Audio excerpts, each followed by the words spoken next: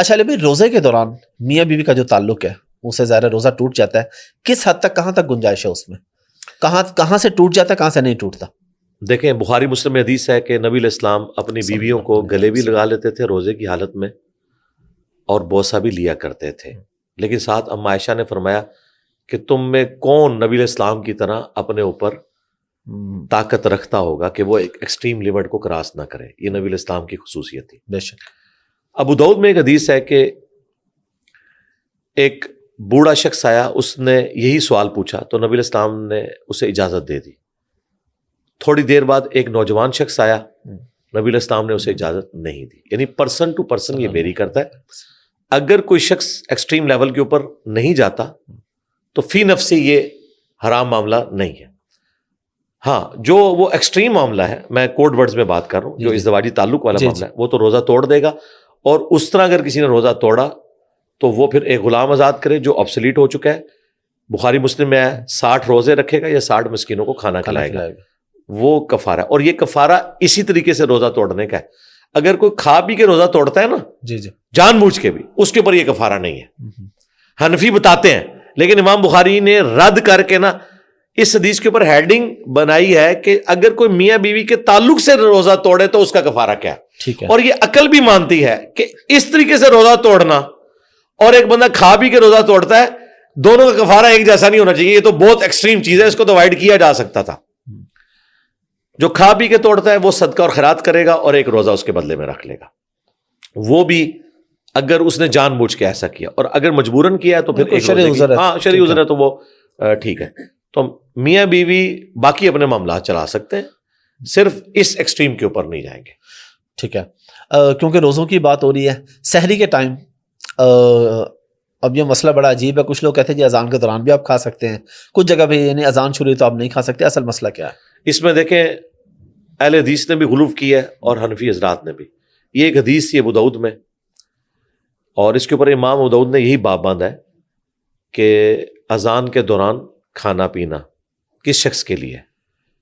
اس میں یہ ہے کہ نبی علیہ السلام نے فرمایا کہ اگر کوئی شخص سحری کر رہا تھا اور اسی دوران اذان شروع ہوگی تو جلدی جلدی اس برتن میں سے حاجت پوری کر لے، کیونکہ ٹرانزیشن پیریڈ ہے، طلوع فجر ہو رہی ہے ابھی.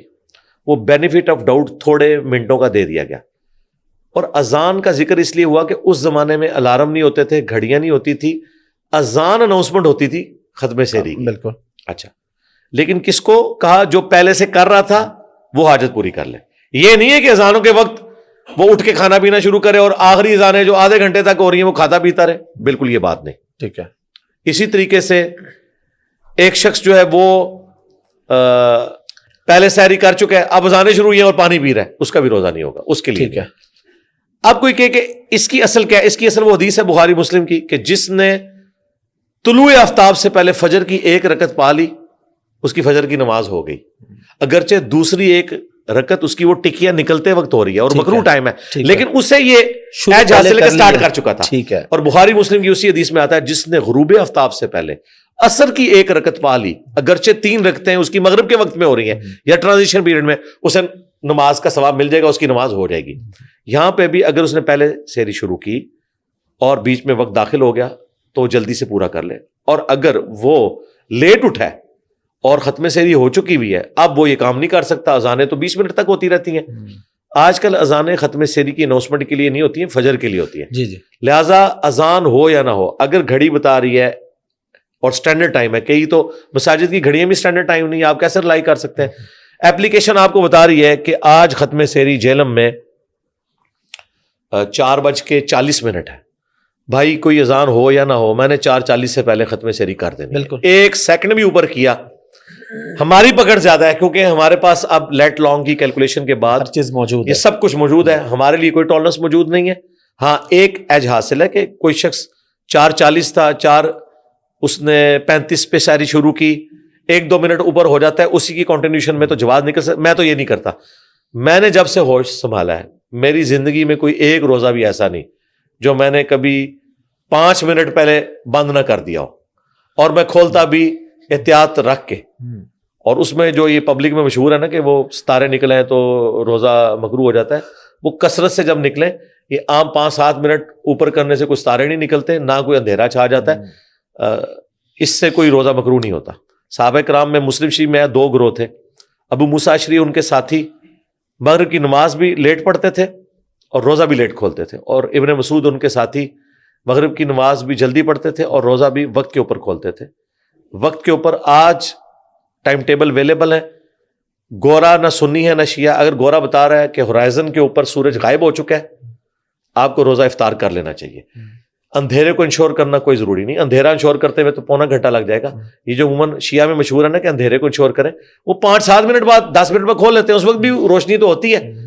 غروب آفتاب کا مطلب ہے رات، جو قرآن میں ہے نا کہ رات ہونے تک روزہ مکمل، تو رات سٹارٹ ہو جاتی ہے غروب کے ساتھ، ٹھیک ہے۔ تو اگر کوئی 10 منٹ بعد بھی کھول لیتا ہے روزہ اس کا مکروہ نہیں ہوگا۔ صدقہ فطر کا مسئلہ بتا دیں، فطرانہ کتنا ہوتا ہے؟ ہمارے ہاں جو مقرر کیا جاتا ہے، جو بتایا جاتا ہے اخبار میں کہیں آ جاتا ہے 100 روپے 200 روپے، کیا واقعی یہی ہے؟ اور اس کی اہمیت کیا ہے؟ اگر کوئی نہیں ادا کرتا تو اس کا کیا مسئلہ ہے؟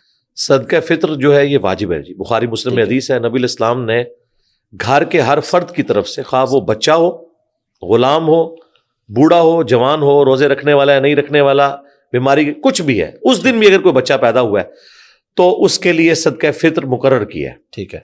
اور بخاری اور مسلم دونوں میں آیا کہ نبی الاسلام کے زمانے میں صحابہ کرام کہتے ہیں ہم 1 سا اناج دیا کرتے تھے، 1 سا 4 مد کے برابر ہے۔ یہ آج کی ڈیٹ میں ایگزیکٹلی جو کیلکولیشن اس وقت سعودی عرب کی ہے، ہمارے اسٹوڈنٹس ہیں مدینہ یونیورسٹی میں، انہوں نے باقاعدہ وہاں سے ہمیں اس مد اور سا کی پکچرز بھیجی ہیں، اس پیمانے کی، یہ ماپے جاتے تھے، اس وقت کلو گرام نہیں ہوتا تھا، ماپا جاتا تھا کہ یہ پیالہ ہے، 1 مد ہے، 4 پیالے کریں تو 1 سا بنے گا، تو وہ 1 سا یعنی 4 مد بنتا ہے 2750 گرام، 2.25 کلو، راؤنڈ آف کریں تو 3 کلو۔ اور مزے کی بات اہل تشیع کے ہاں بھی 3 کلو ہے، یہ سنی شیعہ کا اتفاق ہے۔ حنفی 2 کلو بتاتے ہیں، اہل حدیث بھی 2.25-3 کلو کے قائل ہیں۔ اہل حدیث امام شافعی کے موقف کو بہتر سمجھتے ہیں کہ اناج کے سوا دیے ہی نہیں جا سکتا۔ میرے نزدیک امام حنیفہ کا موقف درست ہے، اناج بھی دیا جا سکتا ہے، رقم بھی، کیونکہ اگر آپ یہ قانون بنائیں گے تو یہاں تو ٹرکوں کے ٹرک آپ کو اناج کے کھڑے ہونے پڑیں گے، دیکھیں نا ہزاروں نمازی ہوتے ہیں۔ دوسری طرف یہ بھی مانتے ہیں کہ اگرچہ سونے کی زکوٰۃ میں سے سونا ہی نکالنا ہوتا ہے، لیکن وہاں یہ کرنسی کی شکل میں بھی زکوٰۃ دے دیتے ہیں، یہاں پہ بھی کرنسی کی شکل میں اگر کوئی 2750 گرام یا راؤنڈ آف کریں 3 کلو گندم یا کھجور، اگر کھجور دینا چاہتا ہے 1000 روپے کلو ہے تو وہ کتنی بن جائے گی؟ کشمش، ٹھیک ہے، ٹھیک ہے۔ یہ ساری اناج کی جو فارمز ہیں وہ 3 کلو، اس کے ایکویلنٹ آپ رقم دیں ہر انڈیویجول کی طرف سے، ٹھیک ہے، اور یہ ہر بندے کی طرف سے دینا ہے، خواہ وہ روزے رکھتا ہے یا نہیں رکھتا، پورے گھر کی طرف سے دینا ہے، ٹھیک ہے۔ مقصد کیا ہے؟ وہ ابو داؤد میں حدیث ہے کہ نبی الاسلام نے روزے کی حالت میں جو کوئی فوش گوئی ہو جاتی ہے، کوئی غیبت والا معاملہ ہو جاتا ہے، اس کی کمپنسیشن کی ہے، کیونکہ بخاری میں حدیث ہے جس سے اس کا روزہ جھوٹ اور برائی سے نہ روکے، اللہ تعالیٰ کو اس کے بھوکا پیاسا رہنے کی کوئی حاجت نہیں، فرض ادا ہو جائے گا، یہ نہیں کہ فرض نہیں ادا ہوگا، اس کی روحانیت مر جائے گی۔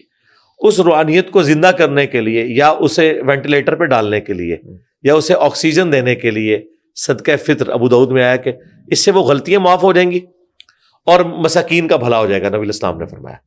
لیکن یہ صدقہ فطر آپ نے عید کی نماز سے پہلے ادا کرنا ہے، بعد میں ادا کریں گے تو عام صدقہ ہوگا، لہٰذا یہ روزوں کی قبولیت کے لیے شرط ہے کہ صدقہ فطر آپ نے دینا ہے۔